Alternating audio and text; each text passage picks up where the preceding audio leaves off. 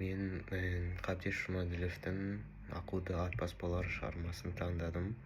Бұл шығармадағы тарихи сипатталған тарихи кезең осы біздің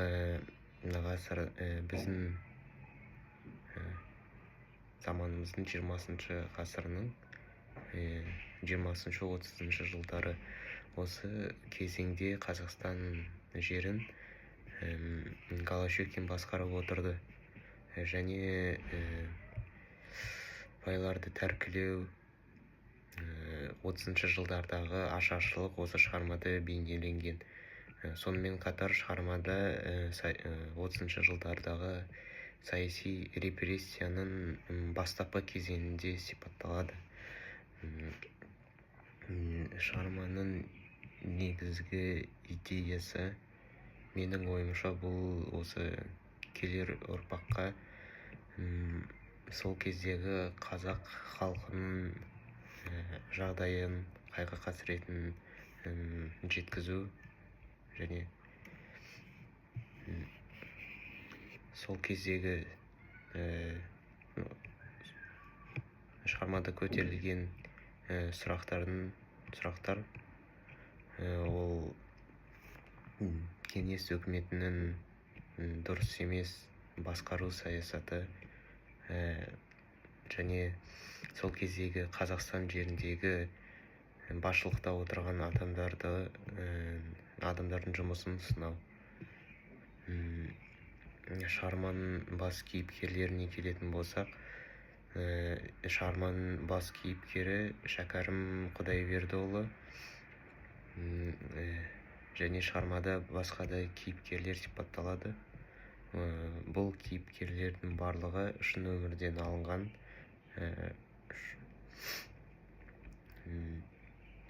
Шығармада Шәкәрім Құдайбердіұлы протагонист болса, оған қарсы Қарасартов деген адам, кейіпкер, антагонист болды деп айтсам да болады. Шәкәрім Құдайбердіұлы бойы ұзын, дінге жақын, қажы адам болып сипатталса, Қарасартов тәмпеш бойлы, құдайсыз, кеңес үкіметінің басшыларының айтқанын істеп жүре беретін адам сияқты сипатталған.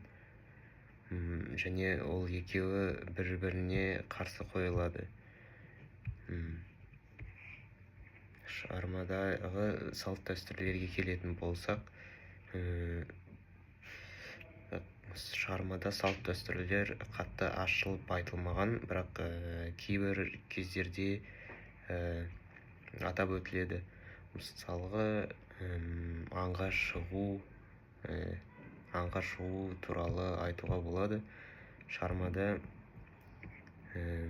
Шәкәрім Құдайбердіұлы аңға шығудың екі тәсілімен бейнеленген.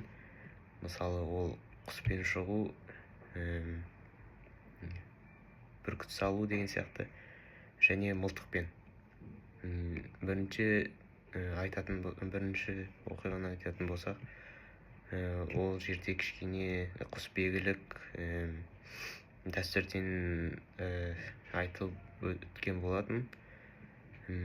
Бұл құс баптау, ат баптау деген мәселелерді тоже талқыланды. Мылтықпен аңға шығу айтатын болсақ, бұл шығарманың соңғы кезеңіне қарай орын алды.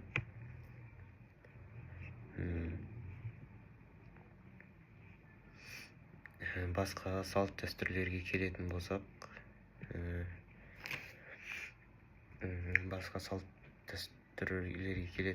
бұл жерде қазақтың нағыз қонақжайлылығы да білінеді. Шәкәрім Құдайбердіұлы шығарма бойынша және шын өмір бойынша Шыңғыстаудың Сарқора деген өңірінде, Сарқора деген жерде өмір сүрген. бұл Сарқора деген жер, сол жердегі ауылдардан кішкене алшақ тұратын көрінеді. Соған қарамастан ол жаққа шәкәрімді көру үшін және одан ақыл сұрау үшін адамдар, біраз адам келеді екен.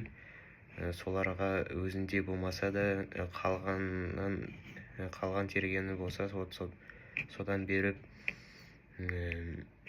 өзінің ақылын айтып отырған шәкәрім. Осы шығарманы оқып шығаннан соң қандай жаңалықтар өзіме аштым. Мен сол кездегі қазақ халқының, сол кездегі адамдардың тұрмыс салтының осындай қиын болғанын шығармадан оқып шыққаннан кейін білдім. Мысалы, сол кезде ашаршылық болып өтті және әр адамның мал мүлкін тәркіленді. Тіпті аз бір жылқысы болған және басында баспана болған адамдардың өзі бай болып есептелгенін туралы айтылған. Бұл да мен үшін жаңалық болды. Және олардың малдары тәркіленіп отырды және адамдар халық малды тәркіленбеу үшін оларды тығып отырғаны білдім. Және оған қарамастан кеңес үкіметінің қатты әрекеттері мені таң қалдырды. Сол кезде ең таң қалдырғаны бұл тәркіленген малдың ешқандай кәдеге жарамбай жай ғана атылып тастау болды. Бұл туралы шығармадағы айтылған ойдың бірі бұл қазақтарды аттан түсіру, және қазақтарды ат болмаса оларды өз ырқына көндіру оңайырақ болады деген сияқты ой келтірілді. Бұл оймен мен келісем деп айта аламын.